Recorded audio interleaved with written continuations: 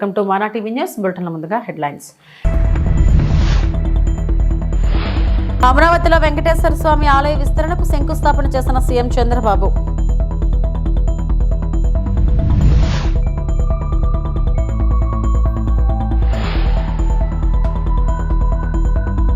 పులివెందుల పర్యటన ముగించుకున్న వైఎస్ఆర్సీపీ అధినేత మాజీ ముఖ్యమంత్రి వైఎస్ జగన్.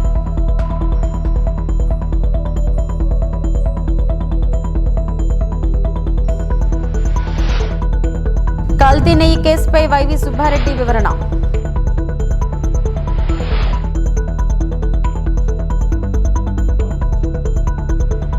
ప్రధానమంత్రి నరేంద్ర మోడీ ఈ రోజు ఉదయం 11 గంటలకు వీడియో కాన్ఫరెన్స్ ద్వారా భారత అంతరిక్ష startup Skyroot institute campus ను ప్రారంభించారు. ఉపగ్రహాలను కక్షలోకి ప్రవేశపెట్టగల సామర్థ్యం కలిగిన స్కై రూట్ యొక్క మొట్టమొదటి ఆర్బిటాల్ రాకెట్ విక్రమ్ 1 ని కూడా ఆయన ఆవిష్కరించనున్నారు. ఈ అత్యాధునిక సౌకర్యం ప్రతి నెల ఒక ఆర్బిటాల్ రాకెట్ ను నిర్మించగల సామర్థ్యంతో బహుళ ప్రయోగ వాహనాలను రూపొందించడం, అభివృద్ధి చేయడం, సమగ్రపరచడం మరియు పరిరక్షించడం కోసం దాదాపు 2 లక్షల చదరపు అడుగుల వర్క్ స్పేస్ ను కలిగి ఉంటుంది. స్కై రూట్ అనేది భారతదేశంలోని ప్రముఖ ప్రైవేట్ అంతరిక్ష సంస్థ. దీనిని పవన్ చంద్ర మరియు భారత్ డాకా స్థాపించారు. ఇద్దరు ఇండియన్ ఇన్స్టిట్యూట్స్ ఆఫ్ టెక్నాలజీ పూర్వ విద్యార్థులు మరియు ఇస్రో మాజీ శాస్త్రవేత్తలు వ్యవస్థాపకులుగా మారారు. నవంబర్ 2022లో స్కై రూట్ తన sub orbital rocket Vikram S ను ప్రయోగించింది. అంతరిక్షంలోకి రాకెట్ ను ప్రయోగించిన మొదటి భారతీయ ప్రైవేట్ కంపెనీగా అవతరించింది. ప్రైవేట్ అంతరిక్ష సంస్థల వేగవంతమైన పెరుగుదల గత కొన్ని సంవత్సరాలుగా ప్రభుత్వం చేపట్టిన పరివర్తనాత్మక సంస్కరణల విజయానికి నిదర్శనం. ఇది నమ్మకంగా మరియు సామర్థ్యం గల ప్రపంచ అంతరిక్ష శక్తిగా భారతదేశం యొక్క నాయకత్వాన్ని బలోపేతం చేస్తుంది. स्पेस सेक्टर में एक अभूतपूर्व अवसर का साक्षी बन रहा है. आज भारत के स्पेस इकोसिस्टम में प्राइवेट सेक्टर बड़ी उड़ान भर रहा है. स्काई रूट का इन्फिनिटी कैंपस भारत की नई सोच, इनोवेशन और सबसे बड़ी बात यूथ पावर का प्रतिबिंब है. हमारी युवा शक्ति की इनोवेशन, रिस्क टेकिंग एबिलिटी और एंटरप्रेन्योरशिप आज नई बुलंदी छू रही है. और आज ये कार्यक्रम इस बात का प्रतिबिंब है कि आने वाले समय में Bharat global satellite launch ecosystem में एक लीडर बनकर उभरेगा. मैं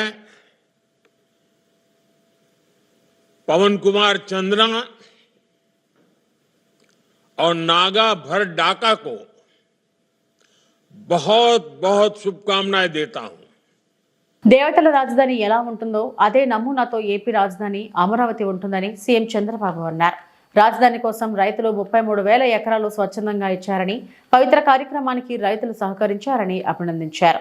అమరావతిలోని వెంకటపాలెంలో వెంకటేశ్వర స్వామి ఆలయ విస్తరణకు సీఎం చంద్రబాబు గురువారం భూమి పూజ చేశారు. 260 కోట్లతో 2 దశల్లో పనులు చేపట్టనున్నారు. ఆలయ ప్రకారం మహారాజా గోపురం, ఆంజనేయ స్వామి ఆలయాలు నిర్మించనున్నారు. మాడవీధులు, అన్నదాన కాంప్లెక్స్ నిర్మాణాలకు సీఎం శంకుస్థాపన చేశారు. ఈ రోజు మనందరం ఒకసారి ఆలోచిస్తే ఒక పవిత్రమైన దేవాలయం వెంకటేశ్వర స్వామి దేవాలయాన్ని మనం ఇక్కడ నిర్మాణం చేసుకోవాలని ఒక సంకల్పాన్ని చేశాం. కలియుగ దైవం అమరావతి, దేవతల రాజధాని అమరావతి అయితే మన రాజధాని అమరావతి. అంటే ఈ రెండు కూడా ఏ విధంగా సింక్రనైజ్ అని ఆలోచిస్తే, ఇంకొక పక్కన మన రాష్ట్రంలో కలియుగ దేవుడు వెంకటేశ్వర స్వామి ఇక్కడ ఈ యుగంలో అవతరించారు. ఇది ఒక ఆలోచన. ఈరోజు మీరు చూస్తే 2019లో ఆలయాన్ని నిర్మించాలని ఒక సంకల్పం చేసి పేరు పెట్టినప్పుడే వెంకటేశ్వర స్వామి కూడా నాకు ఆ సంకల్పాన్ని ఇచ్చాడు, అమరావతి పేరు పెట్టాలని. అందుకే పేరు పెట్టాం. అదే సమయంలో నేను ఒకటే ఆలోచించాను, ఈ సందర్భంగా ఒక్కసారి ఈ ప్రాంత రైతుల్ని పూర్తిగా మనస్ఫూర్తిగా మరొక్కసారి ఈ సన్నిధిలో వారందరికీ ధన్యవాదాలు, కృతజ్ఞతలు, అభినందనలు తెలియజేస్తున్నాను. ఎప్పుడైనా ఒక పవిత్రమైన కార్యక్రమాన్ని సంకల్పిస్తే ఆ పవిత్రమైన సంకల్పానికి కూడా ప్రజలు సహకరించాలి. ఇక్కడే రైతాంగం సహకరించి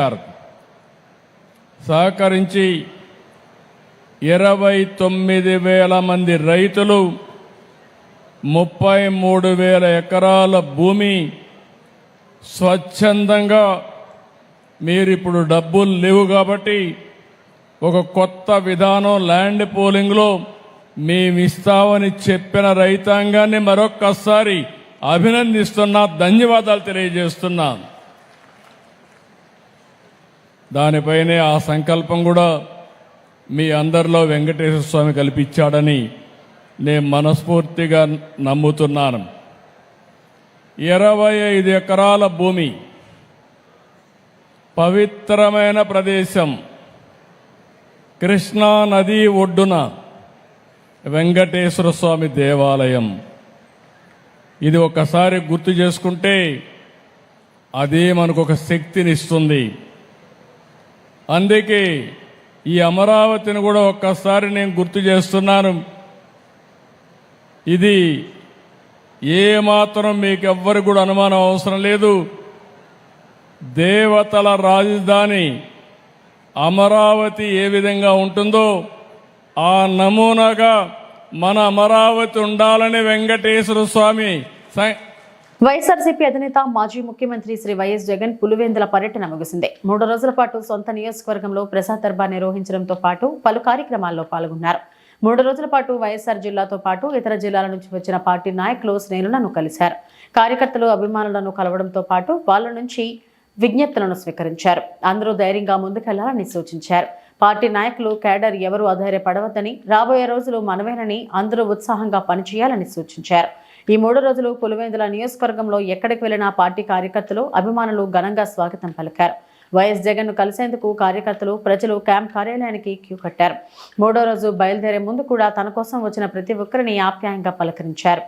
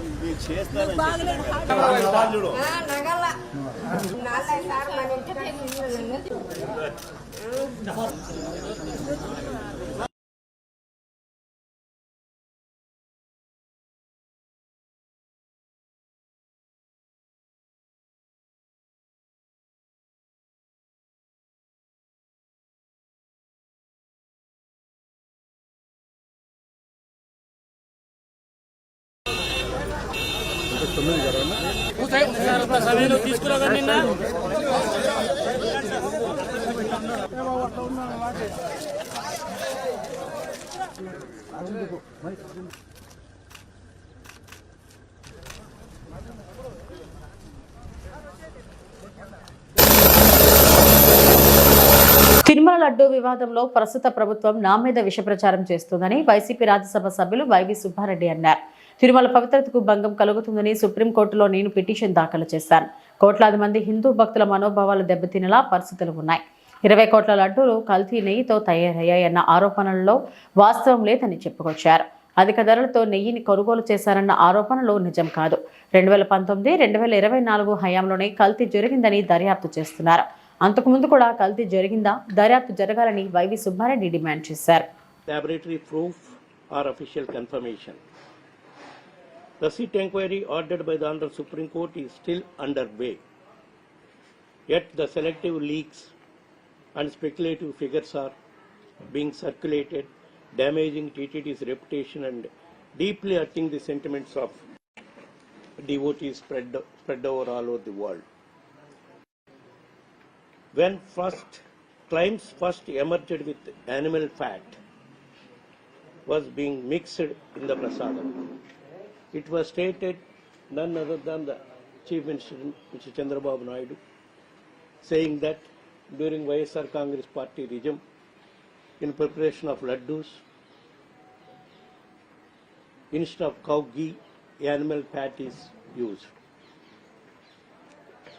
I immediately, because it went to viral and it is affecting the sentiments of the crores of the devotees. So I immediately filed a writ petition in the public interest before the Honorable Supreme Court. Because protecting the Tirumala sanctity is a sacred responsibility. If I were guilty, why would I approach the Supreme Court myself? The Honorable Supreme Court has already cautioned political parties not to drag Tirumala into partisan narratives. Yet that warning continues to be ignored. Since SIT investigation is going on, even today there is no clarity on two basic issues.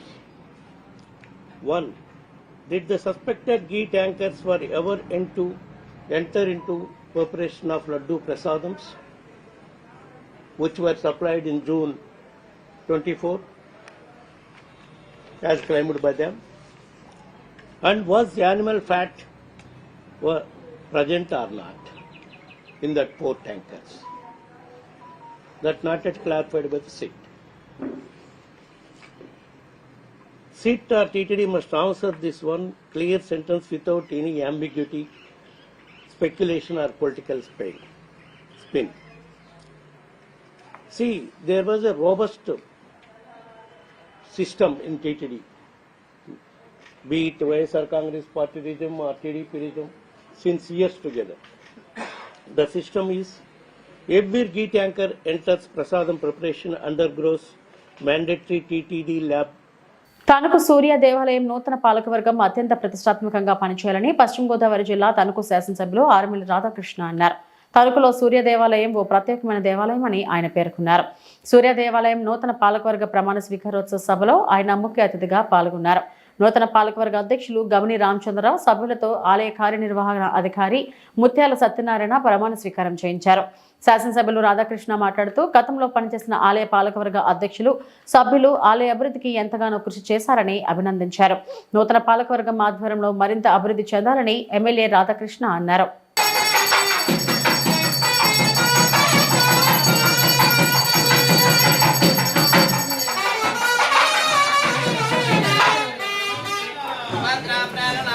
జగన్నాథాయ నమః. ఆనంద కర్పూర దివ్య నీరాజనందన శ్రేయామి.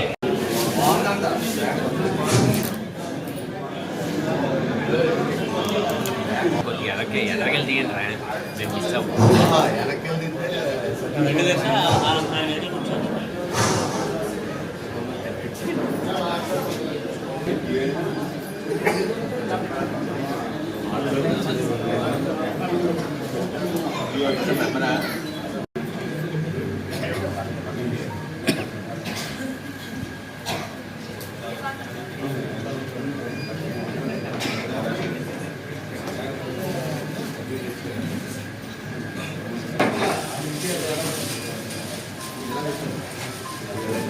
దండ తీసుకోండి.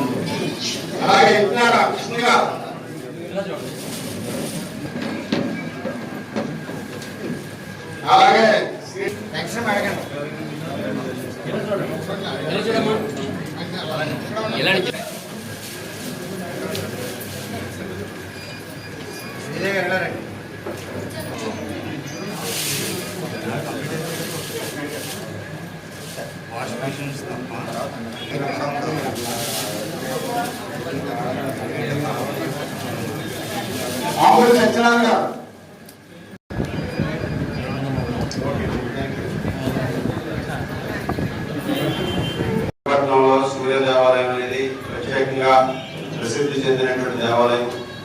కూడా ఎంతో మంది దాతలు, స్వచ్ఛంద సంస్థలు ఈ దేవాలయాన్ని అన్ని విధాలుగాను కూడా అభివృద్ధి చేస్తూ ఇటువంటి ప్రత్యేకమైనటువంటి కార్యక్రమాల్ని ఎప్పటికప్పుడు నిర్వహిస్తూ దీన్ని తణుకు పట్టణంలోనే కాకుండా తణుకు పరిసర ప్రాంతంలో ఉన్నటువంటి ప్రతి కుటుంబానికి కూడా ఒక ఆధ్యాత్మికమైనటువంటి అనుబంధాన్ని ఏర్పరచుకోవడం జరిగింది.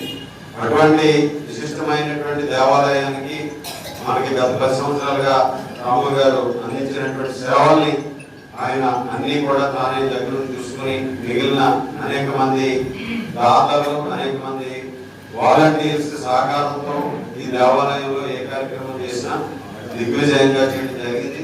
వారి టీం అంతా కూడా ఈ దేవాలయ అభివృద్ధి ముందుకు తీసుకెళ్లి మన తణుకు పట్టణ ప్రజలే కాకుండా తణుకు పరిసర ప్రాంతాల్లో కూడా ఈ దేవాలయం ఒక విశిష్టమైనటువంటి దేవాలయంగా మరింత ఉన్నతికి తీసుకెళ్లే విధంగా కృషి చేస్తారని నేను భావిస్తున్నాను. హావభావాలు, భాషా పటిమతో ఆయనను పోయి రావాలి హస్తినకు అని డ్రామా పద్యం చెప్పి పరకామణి కేసు నుంచి తప్పించుకోవడానికి భూమన కరుణాకర్ రెడ్డి తంటాలు పడుతున్నారని టీడీపీ పోలిట్ బ్యూరో సభ్యుడు వర్ల రామయ్య ధ్వజమెత్తారు. అతనేమంటారు, నాకు ఈ పరకామణి కేసుకు ఉన్న సంబంధం భూమికి నక్షత్ర మండలానికి ఉన్నంత వ్యత్యాసం, అంటే సంబంధమే లేదంటాడు. పాపం అయిననే పోయి రావాలి హస్తినికి అంటాడు. నైలు నది గురించి మాట్లాడతాడు, నైలు నదిలో మొసళ్ళ గురించి మాట్లాడతారు. నైలు నదిలో మొసళ్ళ కంటే భూమన కరుణాకర్ రెడ్డి గారు మీ ఇంట్లోనే ఎక్కువ మొసళ్ళు ఉన్నాయి, మీ ఇంట్లోనే ఎక్కువ మొసళ్ళు ఉన్నాయి. మొసళ్ళు అంటే నేను అడుగుతాను, కొన్ని ప్రశ్నలు చెప్పండి. సిఐడి మిమ్మల్ని అడిగారో లేదో నాకు తెలీదు. సిఐడి ఏం దర్యాప్తు చేస్తుందో మాకైతే తెలీదు. నువ్వు వేరే ఊహించుకోవచ్చు. మా లోకేష్ బాబు గారిని, మా బిఆర్ నాయుడు గారిని, వర్లరామయ్య అనే నన్ను, మా పట్టాభిని కలిపి ఏదో మాట్లాడావు.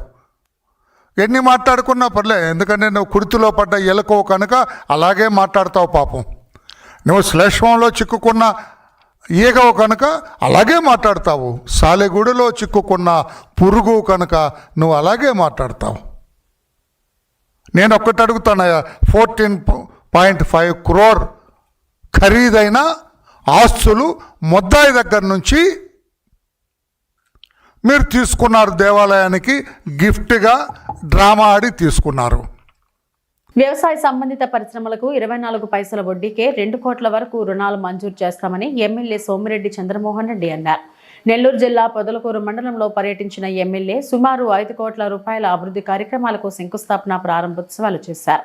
గ్రామంలో త్రాగునీటి సమస్యకు శాశ్వత పరిష్కారం చూపించామని ఎమ్మెల్యే చెప్పారు. వ్యవసాయ అనుబంధ పరిశ్రమలు పెట్టే పని అయితే 2 కోట్లు లోన్ ఇస్తాము. ఓన్లీ 3% వడ్డీ, అంటే 24 పైసలు వడ్డీతో పెట్టేవాళ్ళు పెట్టుకోవచ్చు అన్నాడు. చాలా ఎంకరేజింగ్ పాయింట్ అది. పావుల వడ్డీకి ఎవరిస్తారు? పావుల వడ్డీకి 2 కోట్లు.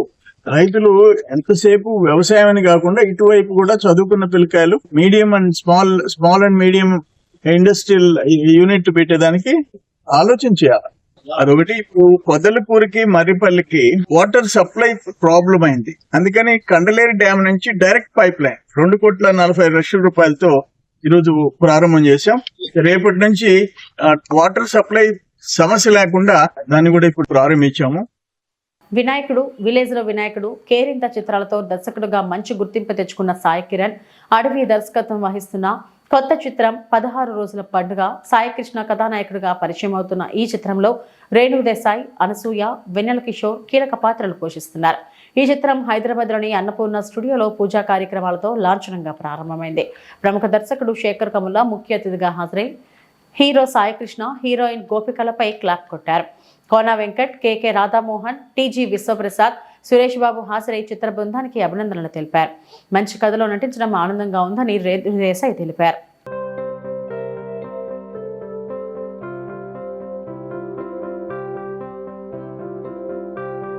Really happy.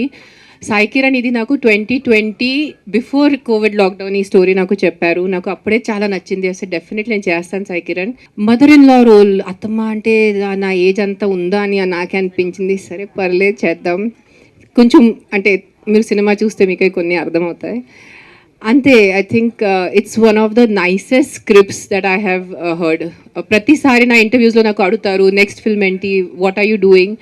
ప్రతి ఇంటర్వ్యూలో నేను చెప్తాను నాకు director, producer and script role కలిసి వస్తే నేను చేస్తాను. ఇది చాలా మంచిగా కలిసి వచ్చింది. రియలిస్టిక్ సినిమాలు అని నాకు వచ్చిన క్యారెక్టర్స్ కానివ్వండి, ఇప్పుడు ఆడియన్స్ ఇష్టపడుతున్నది కానివ్వండి, చూస్తున్న ఇప్పుడు the face that we have is all రా, రస్టిక్.